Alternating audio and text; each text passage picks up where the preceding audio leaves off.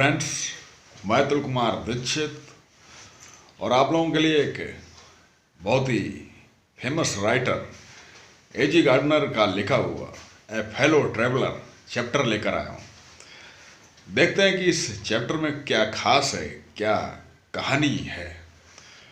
Video का आनंद उठाएं। अगर वीडियो अच्छा लगे तो चैनल को सब्सक्राइब जरूर करना और घंटी का बटन भी दबाना।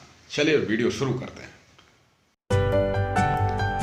साथियों, लेखक एजी गार्डनर जो कि ऑफिस से प्रतिदिन अपने घर एक ट्रेन से यात्रा किया करते थे।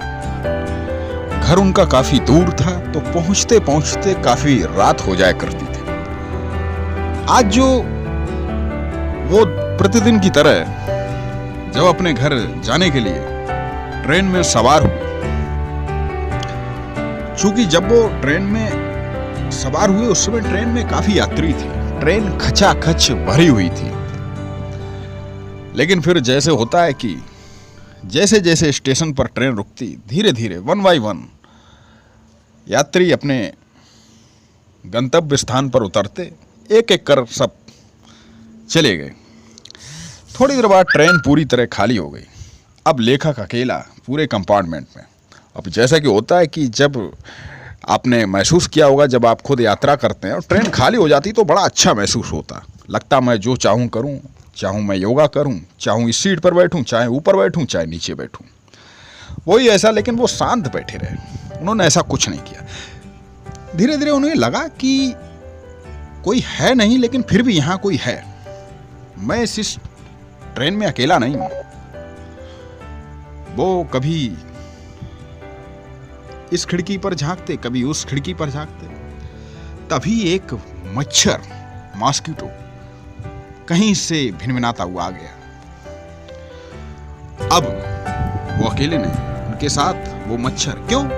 क्योंकि वो मच्छर कभी उनकी नाक पर बैठता, कभी उनकी गर्दन पर बैठता, गर्दन से उड़ाते तो कभी सर के ऊपर बैठ जाता, सर से उड़ाए तो कहो कहीं उनके कंधे के ऊपर बैठ जाता। यही सिलसिला। और वो काफी कोशिश करे उस मच्छर को भगाने के लिए। वो काफी इरिटेट होने लगे और उन्होंने मच्छर के साथ एक युद्ध छेड़ दिया। लेकिन मच्छर भी काफी पारंगत था अपनी कला में।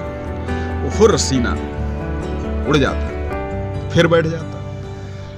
भाई, लेखक को बड़ा गुस्सा आया। लेखक ने बहुत कोशिश की उसको मारने की, लेकिन लेखक असफल रहा।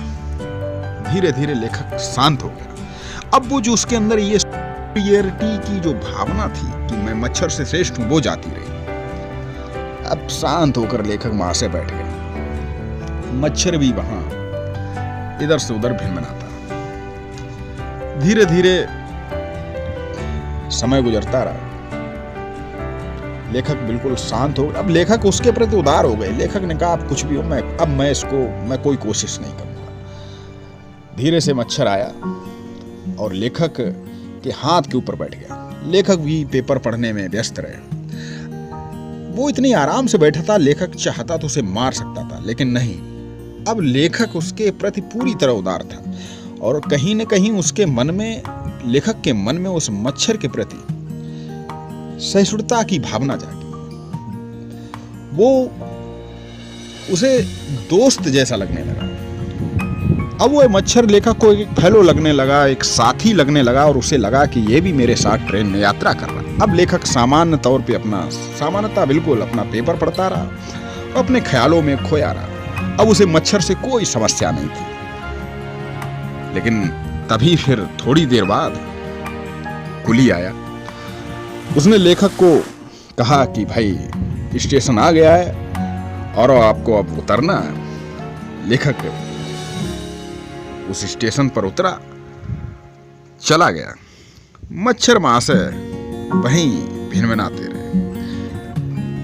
तो यही हमारे जीवन में होता कि जाने अनजाने, चाहे अनचाहे, कई हमारे मित्र बन जाते हैं और हमारे जीवन में एक स्थान बना लेते हैं, इस मच्छर की तरह। चलिए फिर मिलते हैं किसी नई कहानी के साथ, नए वीडियो के साथ। तब तक के लिए आप सभी को नमस्कार।